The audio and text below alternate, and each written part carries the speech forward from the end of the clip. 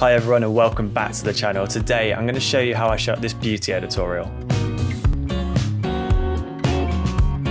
For those of you who aren't familiar with my channel, my name is Michael Wright and I'm a fashion and beauty photographer working in London. I've been wanting to shake up my portfolio for a little bit of time now, and I wanted to push myself to do something very different. I'd had an idea for a metallic makeup shoot in mind for a long time. Every single shoot starts with a concept, and sometimes this concept comes from within, but often I'll find inspiration from flicking through a magazine, scrolling through Instagram, or even Pinterest. Something normally forms a base of the initial idea, and then I'll build around that. Originally, I wanted to shoot a number of golden looks, but after chatting with Des, who's the amazing makeup artist who shot this editorial with me, we decided to shoot a different range of metallic looks using some different colors. Once Des was on board to do hair and makeup, I reached out to Kat, who's an amazing model who I've worked with a number of times in the past.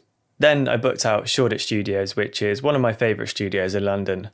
The team there is amazing, and being able to park off-street in central London is also a massive bonus. For the lighting, I wanted to shoot something fairly specular and not too soft. So I set up my trusty Parabolix 40 on a mega boom right over my head, allowing me to shoot from underneath the light. So this is just a one light setup, albeit quite a pricey one, but still a one light setup. Now, don't fret if you don't have an expensive parabolic umbrella. I'll show you how to create a similar look using a much cheaper £120 umbrella. Once my light was up, I placed a white poly just underneath Kat's chin to act as fill. Then I also added a white poly to her right side to fill in the light a little bit more, and a black poly to act as negative fill on her left. Throughout the day, I shot a mix of macro and long focal lengths. The two lenses I used on the shoot were the 100mm macro and the 70-200. For this first setup, we're shooting against a white cove and letting the backdrop fall to a grey. I also hired out a little net kit to bring the highlights down on the forehead a little bit.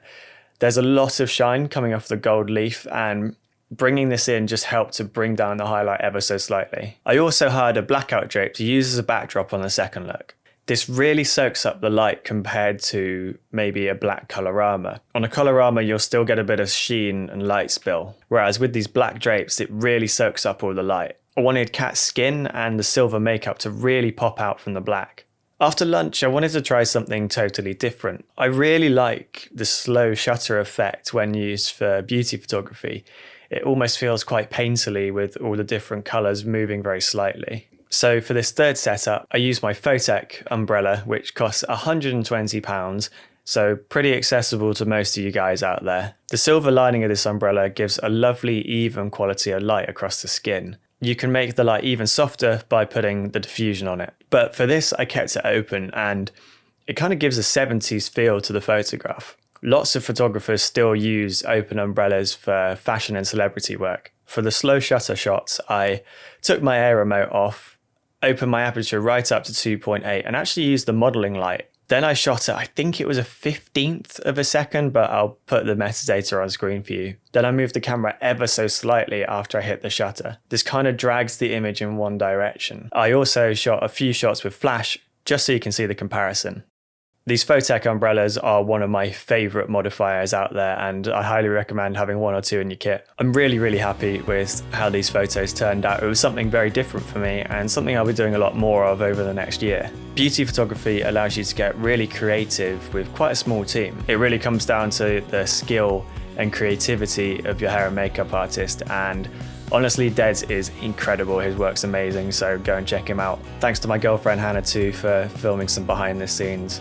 Managed to rope her into coming along on this one. I hope you enjoyed the video. If you did, please consider giving it a like and subscribing to the channel if you want to see more of what I do here. Also, hit those notification bells if you want to be notified of when I release a new video. And follow me on Instagram if you want to see more of what I do behind the scenes. I post a lot of stories there, so it might be of interest to some of you. Thank you for watching, and I will see you all soon.